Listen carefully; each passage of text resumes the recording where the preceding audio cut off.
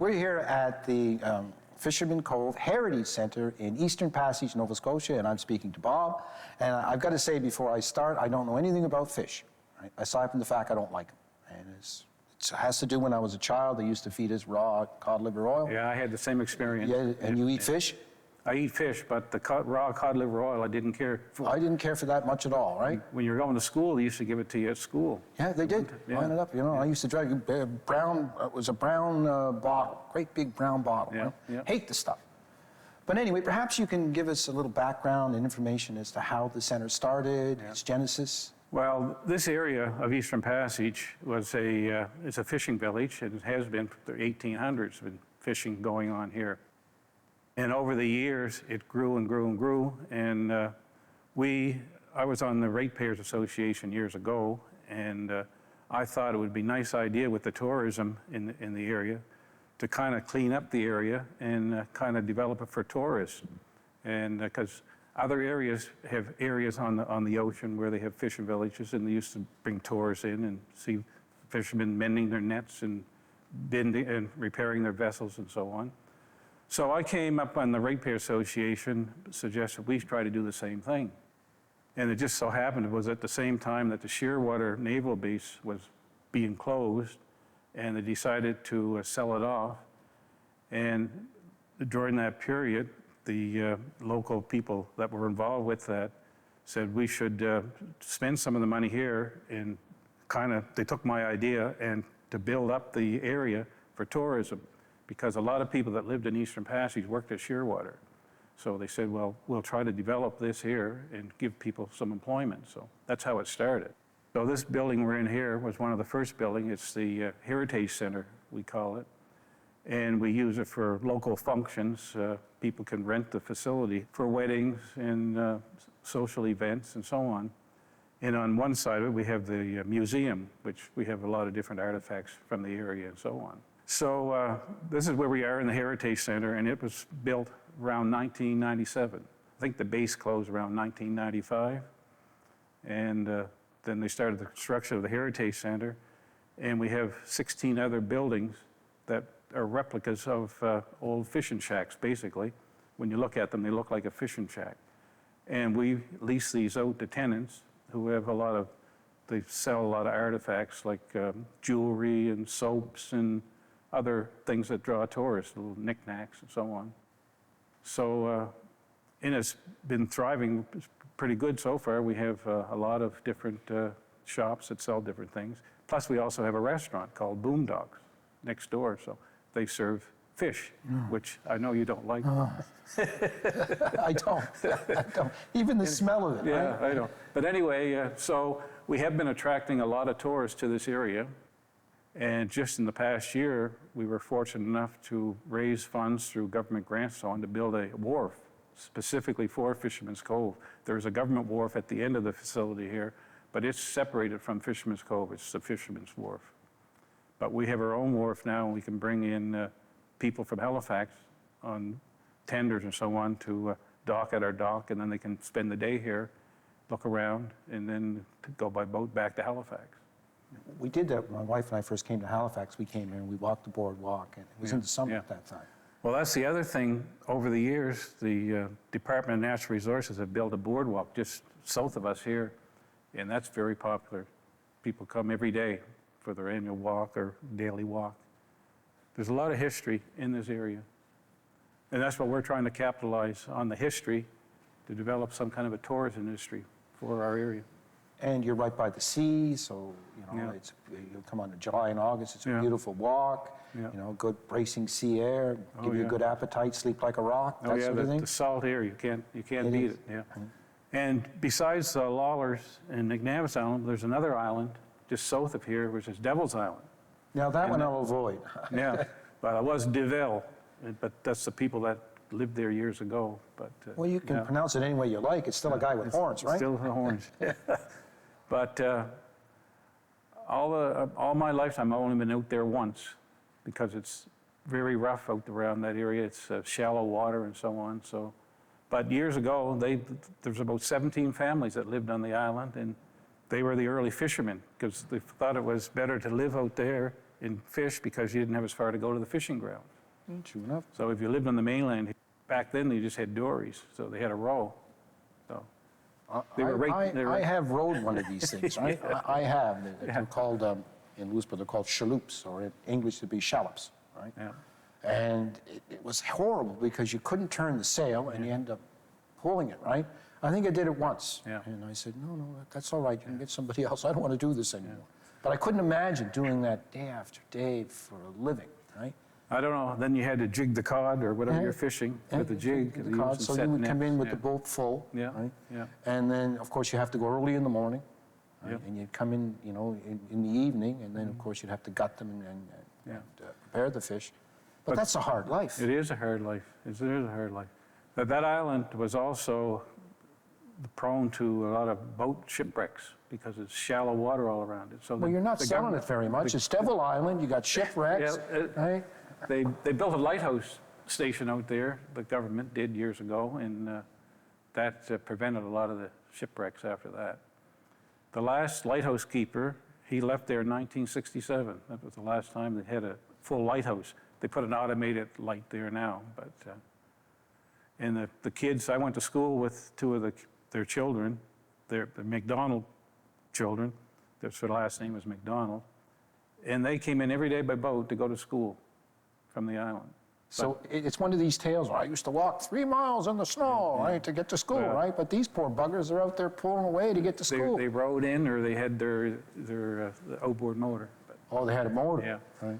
But in the early days, they had a school out there because there were 17 families, so there were kids, so there was a schoolhouse there. And there's a lady that I know, she just passed away a few years ago. She was 99, close to 100. She taught school out there. Vera McKenzie, yeah, she was a school teacher out on Devil's Island. Devil's Island. But that island used to be all trees, like the islands, McNabbs and Lawlers, but there's not a tree out there now. The fishermen cut the trees down to build for firewood and for the repair of their boats. They use lumber for their boats and their houses. You take all the trees down, the wind coming in off the water it must have been horrible. Right? It is horrible out there, and it's horrible here when the wind, Wind blows. Right? Here I am on an island called Devil's Island, no wind, everything else. I think I changed my address, nothing personal, right? No. How about Heaven Island or, Paradise Island? Paradise right? Island. Anything but Devil's Island, right? Yeah.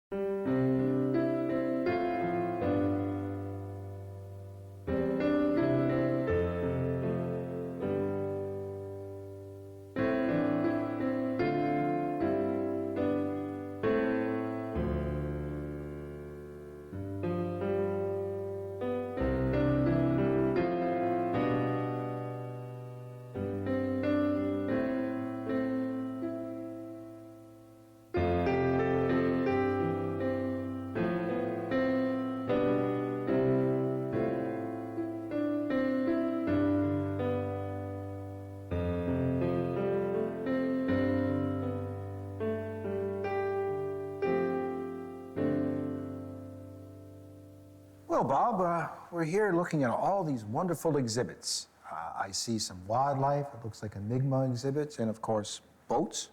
The Heritage Center Museum, it's filled with different exhibits that local residents have dropped off over the years. Every once in a while, somebody will come in and they're cleaning their house out, and they said, would you like to have this in your museum? And we said, yes, depending on what it is. It's only small, so we can only take small exhibits, but that's how it started. Well, that seems to be a Nova Scotia trait. People will come, and if they find something, they tend to donate it. Yeah. Right? It's a good way to keep a link with our history, our past, right? That's right, yeah. Right? And I'm looking over here, and I see a awful-looking fire. I mean, right behind you there? Yeah, behind me is it's a photograph of the big fire we had back, I think it was 1942. During the war. It was just, during the war, it was the result of an oil leak at a local refinery. We had the refinery up in Woodside, and there was a leak, and during the winds were coming this way, south wind, or north wind blowing the south, and it filled the creek behind us. We called the creek. It's called Fisherman's Cove now, but we used to call it, when I was younger, the creek. Why the And creek? just because it's a narrow piece of water, narrow body of water, and it was more like a brook, but it's been widened out, dredged a bit more. But anyway, it filled with oil. And the story goes that there was a local boy, I think he was around 10 or 12 years old, was playing with matches, and he set a fire on the brook. A 12-year-old boy did that. And you can see behind me, that's the result of the playing with matches. Set the creek on fire, burnt the fishing village pretty well down. There was a Quigley's Corner Hotel, as you can see in the photograph there, over at the corner, which is just about a few hundred yards from here, and it burnt it down. It was an inn and store. Quigley's had it, and it burnt that, plus the wharves and houses. So it was a major disaster at the time. Well, how did they know a boy did this? Did he confess to it? They knew he. I guess he did Seems confess. to me it'd be a good time to deny, wouldn't it? Yeah. It wasn't me, it was my brother, right? I don't know. I guess he confessed. That's what I understand. So he must have had a severe talking to by his parents, right? I would think he would have. But that's terrible. So Yeah. was the refinery destroyed?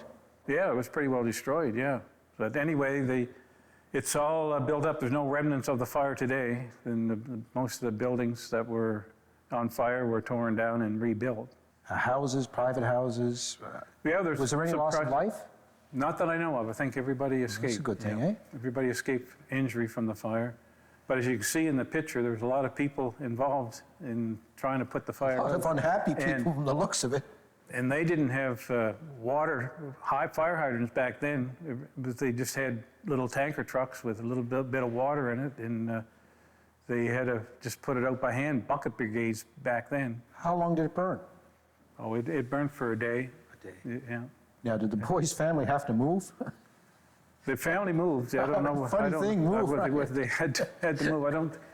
I don't think there are any Quigleys in Eastern Passage anymore. They got out of town. So the kid had to go through life handcuffed. Don't play with matches again. Anyway, it was a bad, one of the worst disasters we had here in Eastern Passage. Can you tell me about some other historical events that have happened here? As I say, I'm looking at a fire and a magazine exploding and all the rest of it. Well, you mentioned about the magazine explosion. At that time, when the magazine exploded, people had to get out of Dartmouth. They were worried that it's going to really blow and there's going to be a lot of loss of life. So at the time, the city of Dartmouth asked the residents to come to Eastern Passage for refuge. So we had a huge influx of people at the time come to Eastern Passage and stay here till the fires were out and the explosion was all given all clear. So at that time, we were helped a lot of the people survive. But the other big episode was the Halifax explosion in 1917. That did a lot of damage, blew out a lot of windows and so on.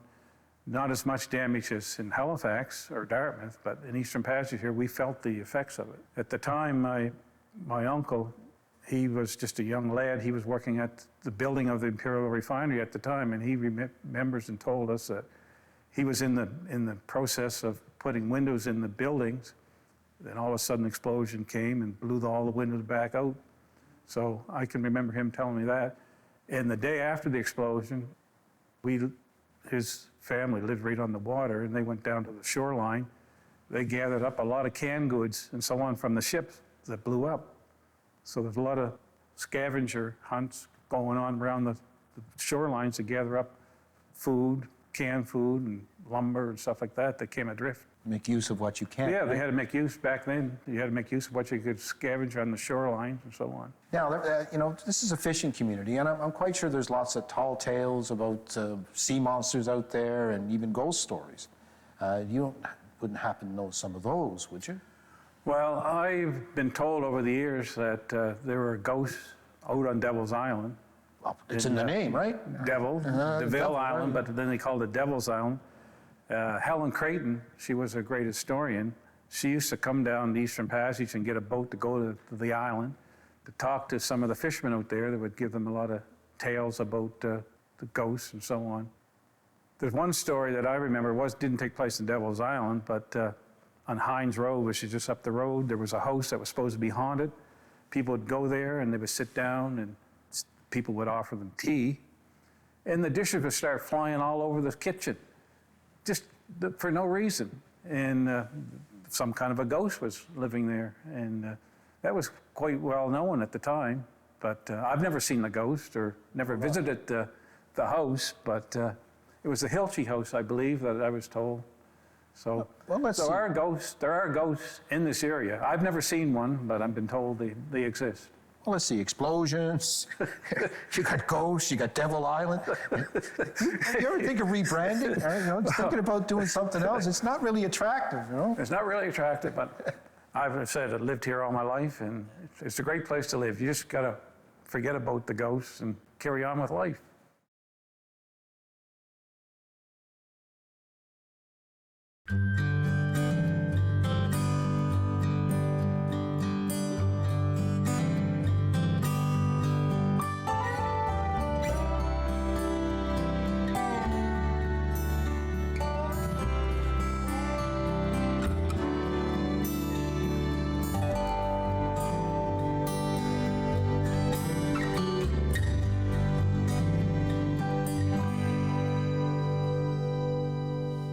I'm here with Murray, the chairperson of the Fisherman Cove Heritage Center here in Eastern Passage.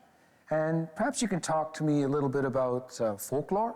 I see this beast here, and I have no idea what it is. It looks like a horse, but maybe you can fill me in on exactly what it is. This is our mere horse, what we call it. It's a mythical creature that's been seen around here for centuries. And it was seen by different ships in the area, spotted at, last sighting for it was off Devil's Island, which is just outside of the Eastern Passage, the entranceway to Halifax. And the story behind this actual building of this, it was found here outside the garage back about 8 years ago. And the community got together and totally restored it. We had local artists come in, did ironwork on it, painted it all up, and then we also had people come in and do the research about the history behind it. And we were able to find quite a bit of history about sightings of it. It's a very friendly animal. It's not known for being violent. Hasn't been seen lately, but that can be attributed to climate warming too. But it's definitely been spotted out here, and the history about it, you have to come to the Heritage Center to see it. Have to come here to see it. You have to see it and to see the history. But you've never seen it. Do you know anybody who has seen it? No, nobody's actually seen this for a couple of centuries. Okay, but like I think it's global warming, okay, that's prevented it from coming here because it hasn't been seen for quite a while. Or found a more friendly place. Or found a more friendly place. So any idea what this creature could possibly be? I mean, it's in the shape of a horse. It's mythical. It's mythical. That's right. So we have to take it. And how much rum had those sailors drank, okay, when the spottings took place? Because rum is also part of their traveling escapades that they did around here. But no, it's one of our most popular exhibits. The children love it. This is one of the things that most of the pictures are taken of here because you can see the colors, and it's just a fun exhibit. So it's something like Nova Scotia's version of the Loch Ness Monster? Exactly, right? Exactly. Or that other one out in BC, Okeechobee or something, right? Yeah. But this is our own. This is our own. You know, and it's strictly Nova Scotia. Maybe it left here because it couldn't find a partner. Well, it could have been the 50s, couldn't find work. Yeah. Went down the road, right? Yeah. It's probably in Lake Ontario somewhere, regretting it, right? Yeah, but that's the history behind it. It's been seen, as you can see from the newspaper articles going back quite some time ago. Sightings have been made several times. Nothing recent, but that's the history behind it. So whoever built it, which we don't know who was the original builder of it, but whoever built it on the specs that we've seen in our books and the history stuff that we found on it. You know, it's just around here. It's not, That's let's say, right. Cape Breton, no, or it's not the South it's never Shore. been spotted any place except for the South Shore and the Halifax area. It seemed to be more popular on Halifax. Were they giving free rum out that time? Yeah, I haven't. There was a lot of rum here. I know. It's Nova Scotia. There's lots of rum everywhere. That's right. It's an odd thing. I remember a historian telling me is that because of the old trading links, that 80% of the rum is drank here in the Maritimes, and almost all the molasses. Yeah. Because, you remember you put molasses on your, sure- on your certainly biscuits do, and that sort of yeah. thing. So, yeah, maybe one of those ships ran aground and they started seeing these things, right? Well, something, there's several notations made in the history books about rum being part of that. So you take it with a grain of salt, right? Well, it's hard to say. Somebody made this to start with, so. Well, you got this thing running around, and you got a Devil's Island, That's right. No offense, but it might be a while till I come back here. Yeah. Now, I also understand you have a ship that you want to show me. Yeah, going along with the rum theme, Yeah. we were very, very fortunate. A number of years ago, a fellow from Nova Scotia, or from Ontario, had a background, a history about being in Lunenburg. And when he was in Lunenburg, he commissioned one of the people that had built the Blue Nose to build him a replica of a ship called the I'm Alone. And the I'm Alone is a sailing ship that during the, I'd say, Prohibition days, The 1920s. yeah, 1920s, it was built by a supposed gangster in New York City for the sole purpose of running rum. And the boat was made to hold the barrels of rum, and it was one of the fastest sailing ships in the area. It took the gentleman who built it 4 years to build it. It's here in the shop. And he was kind enough to the person who from Ontario donated that replica boat to us, which we're very fortunate to have here. Mr. Gulliver was his name. And the history with that is that it almost started a war between Canada and the United States. Because during the last years of Prohibition, the American Coast Guard was responsible for making sure that the rum runners didn't get into the United States to deposit their valuable gold. So the I'm Alone was down in the Gulf of Mexico delivering to New Orleans, and it was caught there by 2 U.S. Coast Guard cutters. It was asked to heave to and didn't, and they sunk it. And 2 Canadians were killed as a result of that being sunk. Well, Britain filed a complaint with the United States government for restitution for the families of the people that were killed, or they would go to war. It was considered an act of war. Now, were they fired upon in international waters, or were they in American Well, there's waters? some debate over There's the rub, right? actual- If they're in international waters, you can't touch them. But if at that time, was it 12 miles? 20 miles. 20 miles. Yeah. So if they were inside that 20 miles, the Americans were within their rights. And that's what the Americans said, but the British weren't very happy about that. So anyways, restitution was made, okay, and both parties shook hands. Families of the 2 sailors that lost their lives were also from Lunenburg. They were reimbursed to their satisfaction. And the war was prevented. That's a good thing. Yeah. Now, I understand that at the height of Prohibition, that there weren't that many RCMP officers to enforce it here. No, there wasn't. I think it was very 6 or little 7. enforcement. There wasn't a lot of them. There was a lot of rum runners. And as a matter of fact, that's how Al Capone made his money, was he'd come up to Canada to get his alcohol. It was the same thing for people in Chicago or from New York City, Boston. Canada was where you got your beverages. Canadian Club and all the rest of it. Now, I can't remember. Did Canada have Prohibition? I don't think it did, to be I quite don't honest think with we you. did. I Because think we it always was had rum. restricted. We always had rum. You know, we always, better have it if you're seeing these things. Yeah.